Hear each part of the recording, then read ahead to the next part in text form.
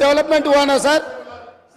मैं यहाँ पर ट्रांसमिशन लॉसेस के बारे में मैं ये हाउस के सामने गवर्नमेंट डॉक्यूमेंट्स में रखना चाहता हूँ। Hyderabad south 43% transmission losses, Siddipet division 61.37% transmission losses, Gajwel division 50.29 transmission losses. Speaker sir, విద్యుత్ సరఫరాలో బిల్లుల వసూలులో ఈ రోజు హరీష్ రావు గారు బాధ్యత వహిస్తున్న సిద్దిపేటలో 61.37% అధ్యక్ష, గజ్వెల్ మాజీ ముఖ్యమంత్రి గారు ప్రాతినిధ్యం వహిస్తున్న శాసనసభ నియోజకవర్గంలో 50.29 ట్రాన్స్మిషన్ లాసెస్। ఇప్పటి వరకు అక్బరుద్దీన్ ఓవైసీ గారు ఏదైతే చెప్తున్నారో హైదరాబాద్ సౌత్ నుంచి 43% ట్రాన్స్మిషన్ లాసెస్। ఈ రాష్ట్రంలో అత్యధికంగా విద్యుత్ వినియోగం చేసే దాంట్లో, బిల్లులు ఎగవేసిన దాంట్లో మొదటి స్థానం సిద్దిపేట ఉంది, రెండవ స్థానంలో గజ్వేల్ ఉంది, మూడవ స్థానంలో హైదరాబాద్ సౌత్ ఉంది। ఈ ముగ్గురు లీడర్లే 10 సంవత్సరాలు తెలంగాణ రాష్ట్రాన్ని పరిపాలించి విద్యుత్ బకాయిలు చెల్లించక మొండి బకాయిలల్లా సిద్దిపేట, గజ్వేల్, హైదరాబాద్ సౌత్ ఉన్నది అధ్యక్ష। ఈ రోజు మొత్తం విద్యుత్ రంగమే దివాలా తీయడానికి, అప్పుల పాలు కావడానికి ఈ 3 ప్రాంతాల నుంచి బిల్లులు చెల్లించకపోవడం వల్ల ఈ రోజు ఈ పరిస్థితి దాపురించింది। నేను ఇప్పుడు మీ ద్వారా సభ్యులను నేను అడుగుతున్నా అధ్యక్ష, ఇన్ని పెండింగ్ బకాయిలు ఉన్నాయి, ఇంత బాధ్యతతో మాట్లాడినా, ఇంత డేటా తీసుకొని మాట్లాడినా అక్బరుద్దీన్ ఓవైసీ గారు ఎస్ మా ప్రాంతాల నుంచి బిల్లు చెల్లింపులో బకాయిలు ఉన్నాయి, నేను హరీష్ రావు గారు అదేవిధంగా చంద్రశేఖరరావు గారు బాధ్యత తీసుకొని ఈ బిల్లులు చెల్లిస్తామని ఎందుకు ముందుకు రాలేదు సార్? ఇది పద్ధతే సార్? అదేవిధంగా స్పీకర్ సార్, ఇన్ని విషయాలు మాట్లాడినప్పుడు అక్బరుద్దీన్ ఓవైసీ గారు అంతకంటే ముందు జగదీశ్వర్ రెడ్డి గారు మాట్లాడుతూ రాష్ట్రంలో ఎక్కడైనా విద్యుత్ కోతలు ఉన్నాయా, ఏ రైతులైనా రోడ్డు మీదకి వచ్చి ధర్నా చేసిండ్రా, ఏ రైతులైనా విద్యుత్ రావడం లేదని అడిగినరా అని చెప్పి మాజీ మంత్రి జగదీశ్వర్ రెడ్డి గారు మాట్లాడినరు। వారి సమాచారం కోసం నేను చెప్తున్నా స్పీకర్ సార్, కామారెడ్డి ఎక్కడి నుంచి అయితే కేసీఆర్ గారు గెలవాలని వెళ్ళిపోయి ఎన్నికల్లో పోటీ చేసిండో ఆ కామారెడ్డిలో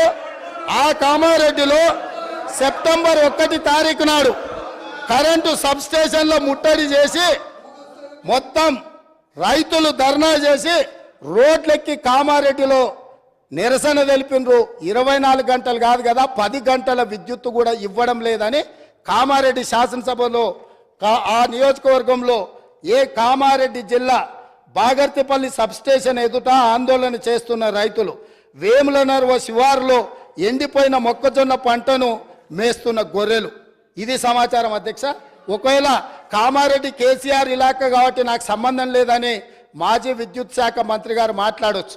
ఇక్కడ సూర్యాపేట జిల్లా నేరేడుచెర్ల దగ్గర రాస్తారోకో చేస్తున్నారు।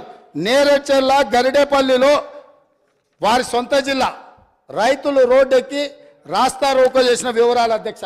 అదేవిధంగా గరిడేపల్లి కల్మల చెరువు సబ్ స్టేషన్ను ముట్టడి చేసి రైతులు ధర్నా చేస్తున్నారు అధ్యక్ష। అదేవిధంగా మేళ్ల చెరువు అక్టోబర్ 15 నాడు సూర్యాపేట జిల్లా మేళ్ల చెరువులో రైతులు నిరసన బాట పట్టారు అధ్యక్ష। అదేవిధంగా కరెంటు సమస్యలతో గద్వాల్లో 24 గంటల కరెంటు రావట్లేదని సబ్ స్టేషన్ని ముట్టడి చేసిన వివరాలు అధ్యక్ష। అదేవిధంగా అధ్యక్ష, కరెంటు కోతల వల్ల కన్న కొడుకు చచ్చిపోతే కరెంటు కోతతో కొడుకు, కడుపు కోతతో తల్లి బలి, కరెంటు సరైన సమయంలో ఇవ్వకపోవడం వల్ల కొడుకు చనిపోతే ఆ దుఃఖాన్ని భరించలేక కొద్ది గంటల్లోనే కొడుకు శవాన్ని కూడా దాన సంస్కారాలు చేయకముందే ఆ తల్లి, కొడుకు పేరు కొమరయ్య, తల్లి పేరు ముత్తవ్వ, డోర్నకల్ వరంగల్ ప్రాంతంలో 2 ఏళ్లుగా వ్యవసాయం కలిసి రావడం లేదని అప్పులు పెరిగిపోయాయి। వాటిని తీర్చేందుకు కొమరయ్య సాగును పెంచాడు, కానీ విద్యుత్ రాకపోవడం వల్ల కొమరయ్య అనే రైతు చచ్చిపోతే ఆ దుఃఖాన్ని తట్టుకోలేక గుండె బగిలి కన్న తల్లి ముత్తవ్వ కూడా చనిపోయింది అధ్యక్ష। ఇదే కాదు అధ్యక్ష, ఇంత ప్రోగ్రెస్ రిపోర్ట్ చదివిండు కదా మా మిత్రుడు, నేను అడగదలుచుకున్నా, ఎందుకంటే వారు చాలా సీనియర్ సభ్యులు, వారు అన్ని విషయాలను వారు సభ ముందుకు తెస్తే నిజంగా మేము అప్రిషియేట్ చేస్తాం అధ్యక్ష. మేము వైట్ పేపర్ పెట్టింది దేనికోసం అధ్యక్ష? వాస్తవాలను ప్రజల ముందుకు తీసుకెళ్లి వాళ్ళ సలహాలు సూచనలు తీసుకొని ఒక మంచి పరిపాలన ఇవ్వాలని మేము చర్చ చేసినాం అధ్యక్ష. ఇంత చర్చ జరిగినా అక్బరుద్దీన్ ఓవైసీ గారు శ్రీశైలం ఎడవగట్టు కాల్వ 1988-89లో ఆనాటి కాంగ్రెస్ ప్రభుత్వం 89లో ప్రారంభించింది, 2001లో పూర్తయింది. 20 సంవత్సరాల నుంచి శ్రీశైలం ఎడవగట్టు కాలువ మీద 900 మెగావాట్ల విద్యుత్ ఉత్పత్తితో నడుస్తున్న ప్రాజెక్టు నీళ్ల ద్వారా నడిచే ప్రాజెక్టు అధ్యక్ష. అక్కడ ఈ ప్రాజెక్టును మేము నిర్మిస్తే నిర్వహణ లోపం వల్ల ఆగస్టు 22, 2020 నాడు ప్రభుత్వ నిర్లక్ష్యం వల్ల 2 రోజుల ముందే హెచ్చరించిన ఇక్కడ సమస్యలు ఉన్నాయి, తక్షణమే అధికారుల నిపుణులను పంపించి ఈ సమస్యల్ని పరిష్కరించండి, లేకపోతే పెను ప్రమాదం జరగబోతుందని అక్కడ అధికారులు ఇక్కడ ఉండే అధికారులకు హెచ్చరిక లెటర్ పంపించిన వారు మంత్రిగా ఉన్నప్పుడు నిర్లక్ష్యం వల్ల పట్టించుకోకపోవడం వల్ల శ్రీశైలం విద్యుత్ సొరంగం 900 మెగావాట్లది బ్లాస్ట్ అయి 9 మంది చచ్చిపోయినారు అధ్యక్ష. 9 మందిలో ఏఈ ఉజ్మా ఫాతిమా హైదరాబాద్ ఓల్డ్ సిటీలో ఆ అమ్మాయికి మైనారిటీ కాంగ్రెస్ పార్టీ ఇచ్చిన రిజర్వేషన్తో ఆ అమ్మాయి ఇంజనీరింగ్ చదివి ఉద్యోగం చేసి